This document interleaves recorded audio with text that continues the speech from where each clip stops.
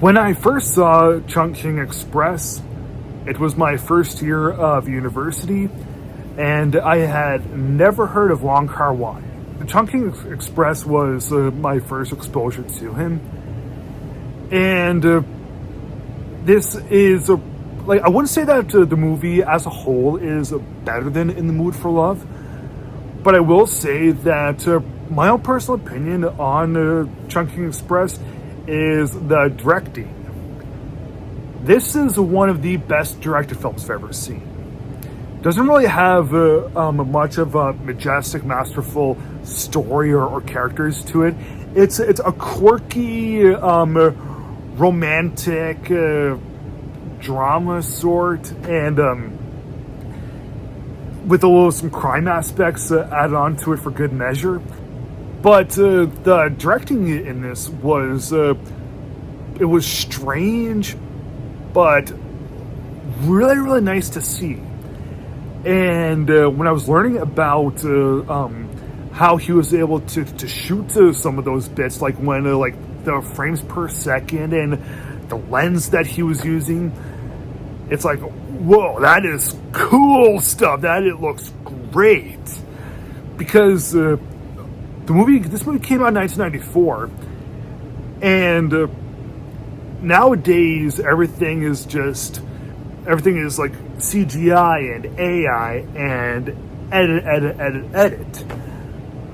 But the editing process with this one, much different, because of of course, things are going to be spliced together, but the way that they're able to do things in bizarre slow motion ways, and the whole whatever frame per second is used in these lenses, it's that's cool stuff. That is really cool. Chungking Express, Hong Kong film, and it is divided up into two halves.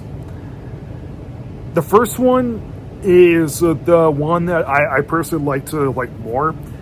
It deals with this young man. He's a cop, and his girlfriend has dumped him.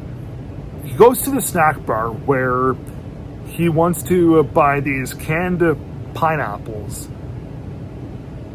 because he's having this new ritual where if he keeps buying canned pineapples, as soon as he gets to May 1st, when May 1st is the expiry date on them, then that's when he will officially give up on his girlfriend. That's when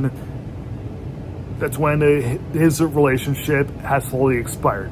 When the pineapples expire, the relationship has expired too. But he ends up encountering this femme fatale, I guess you could say, with this blonde wig. She's very fast moving and stuff, very mysterious. But when we learn a little bit about her and the interactions between the two of them, I was digging what I was seeing. It was really cool. It was fun, and we really want him to get over it and find somebody better, somebody different.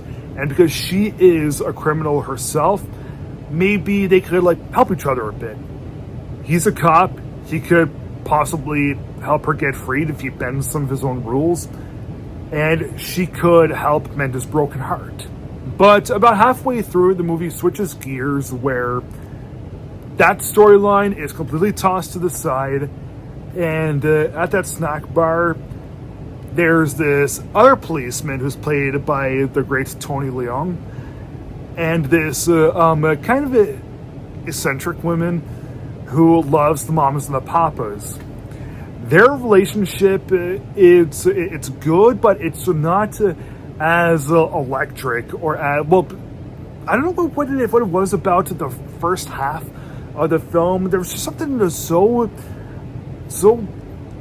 unique and really absorbing about that storyline that really had me wanting that one more.